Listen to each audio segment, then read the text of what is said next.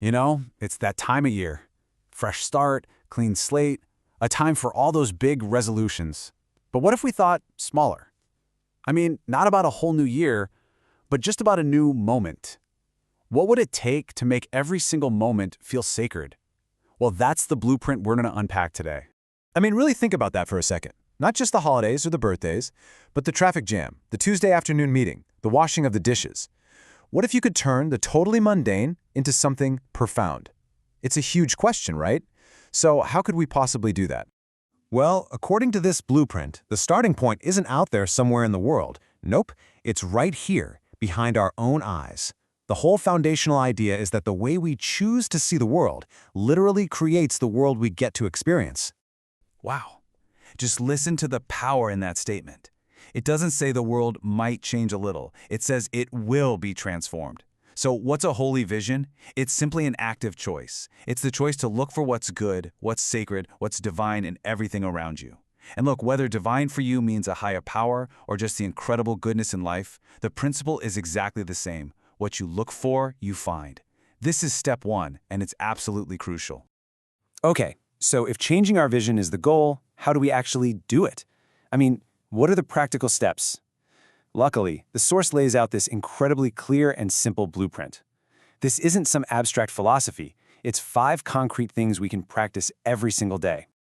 So, the blueprint starts with our senses, right? What we let into our world through our eyes and our ears. Then it moves to what we put out into the world, our actions and our words. And finally, it gets to the very source of it all, our thoughts. There's this powerful rhythm to it, isn't there? See good, hear good, do good, speak good, think good. It's a completely holistic way to get your entire being on the same page.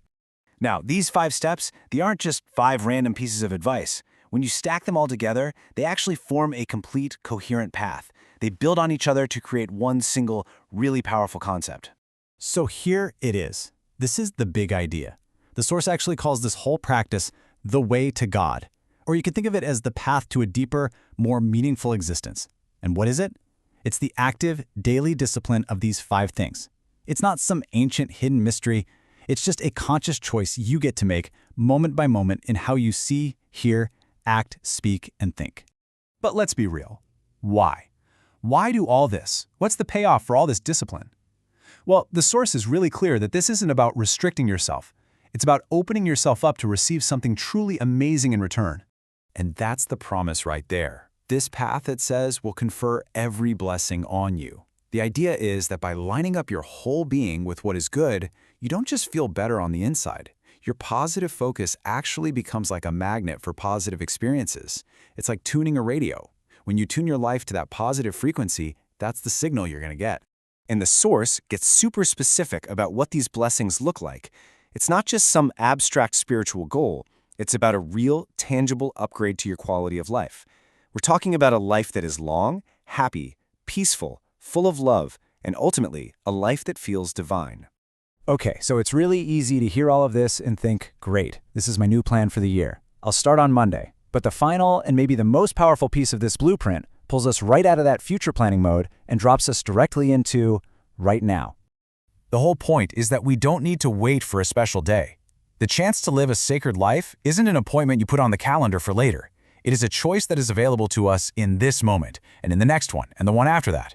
And this is the call to action that really ties it all together. Devotion isn't something you save for a special occasion. It's a moment-to-moment commitment to living this blueprint, to actively choosing the good in our thoughts, our words, and our actions, again and again and again. So let's end with that. Forget the whole year for a second. What's one simple action you can take, one kind word you can say, or one good thing you can choose to focus on in the very next moment? How can you apply this blueprint not tomorrow, but right now? Because that single moment is the real starting point for a sacred life.